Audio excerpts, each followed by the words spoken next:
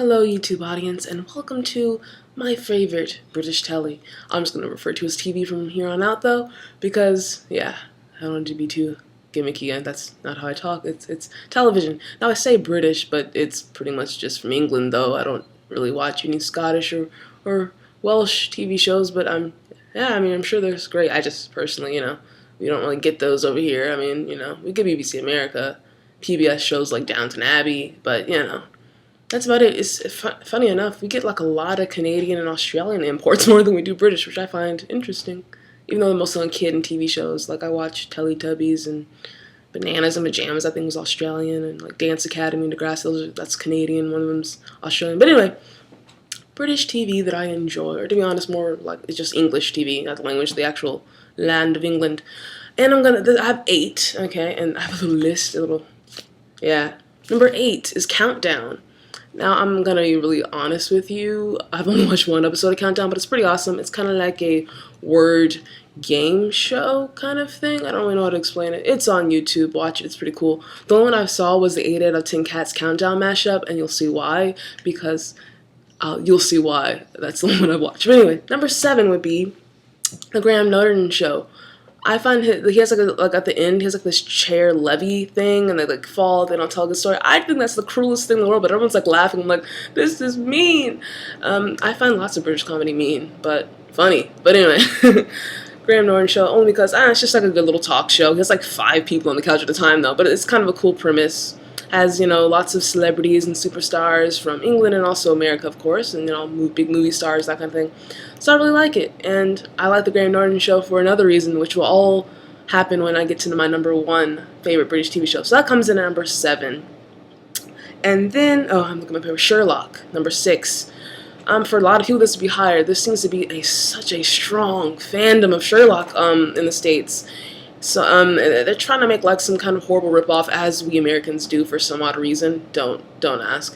I think the only somewhat successful ripoff we've ever done would be The Office, because I'm not gonna lie, I like the American version of The Office. But anything else we've done, like Being Human, train wreck. I'm sorry. I don't know why we do this to you. I don't know why we can't just import stuff. Whatever. But Sherlock, I like it. I haven't really caught up with the 2nd season, but all the blogs I follow, everyone's talking about it. There's like this whole thing to like put posters of it. I believe in Sherlock and all this kind of stuff. I'm not that part of the fandom yet, but I will be at a later British TV show. And yeah, let's just say, yeah, blue is a keyword. It's Doctor Who. But anyway, yeah. So Sherlock is my number 6. I like it. I'm not so into it as like some crazy people are, but Sherlock is a great British TV show. It's on like PBS, I think, sporadically over here. And of course, well, I don't know if it's on YouTube. I'm sure you can find it, illegally somewhere. You didn't hear it from me, but it's out there. Number 5 is Misfits. Misfits is an awesome, awesome show. Lots of cussing, lots of HBO style, at least in America, sexual situation type things. But it's a great show. It's about kids that get like superpowers, but they do not act super. Let me just put it that way. But it's very realistic portrayal.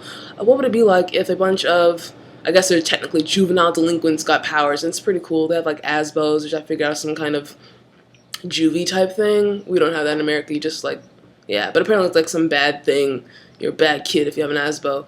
I don't know. Maybe when I study abroad, I'll figure out what all that's all about, how that whole system works. Hopefully I will, I probably shouldn't be hanging around people that get ASBOs, but yeah, so Misfits is an awesome British TV show. I am moving around a lot, sorry. But anyway, so yeah, it's pretty freaking sweet. Lots of surprise endings, lots of people like dying off and stuff, but it's just great. The people they bring in are awesome. It's just a really fun, crazy show.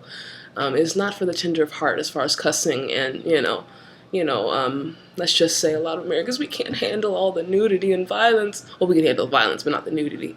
And there's really not nudity. It's just very HBO style, very but very good.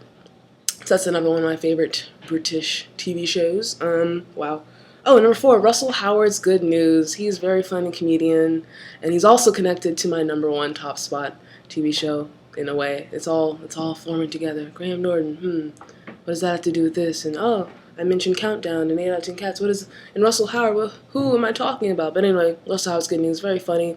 They explain it as like an irreverent news kind of. Very funny. And I laugh so much when he has like clips from like Fox News and stuff. It's like, oh gosh, embarrassing us, America, but it's very funny, very cool. Just it kind of just dissects the news in a very hilarity ensues kind of way, and it brings on like a guest star that he knows nothing about, and he always says that in that fashion.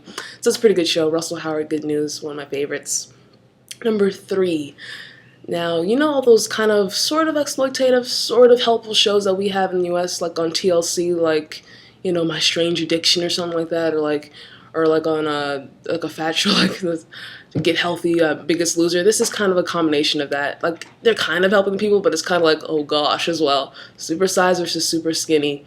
Awesome premise. I saw it on, like, the Oprah network, like, randomly. It's, like, gone now, but now it's, like, on YouTube and that kind of thing. Supersize versus Superskinny, I believe it's on Channel 4 over across the pond there, but it's awesome. It's, like, takes a really obese person, like a really skinny, pretty much almost anorexic but not quite person, and they swap diets and they learn about how to eat healthy and they kind of help each other out.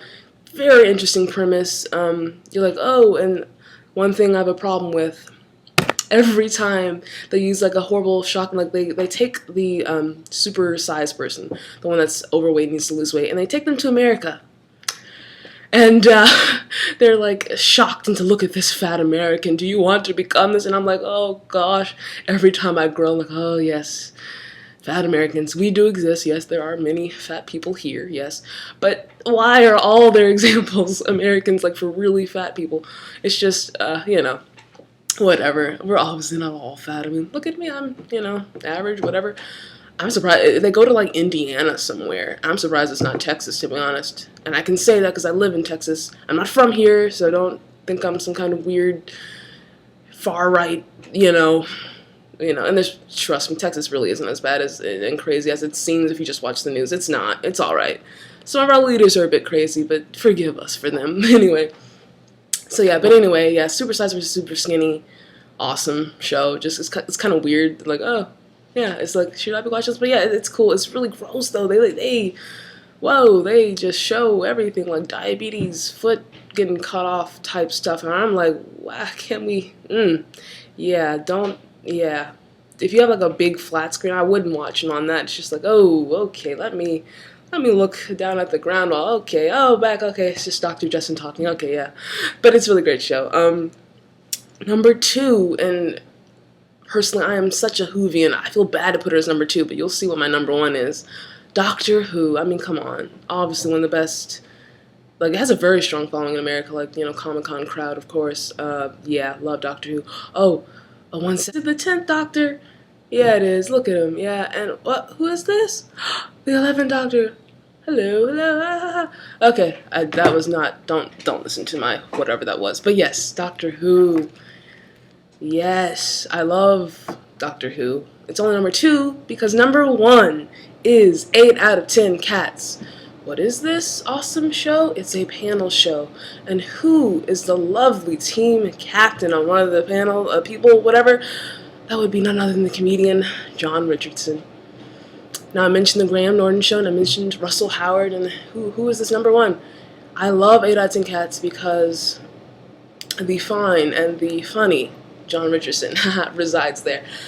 Yeah, so, you know, the only Russell Howard thing because they had, like, a radio show back in the day and all that. But anyway, and Graham Norton, the first time I ever laid my eyes upon John Richardson was when I was watching the David Tennant episode.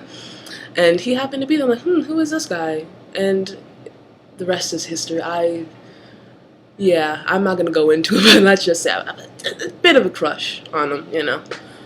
Yeah, so 8 out of 10 cats, awesome. It's hosted by Jimmy Carr, has Sean Locke as one of the team captains, and of course the lovely John Richardson. Yes. So yeah, 8 out of 10 cats, number 1. It's a very funny show. They kind of talk about the top 5 topics that people in Britain are talking about.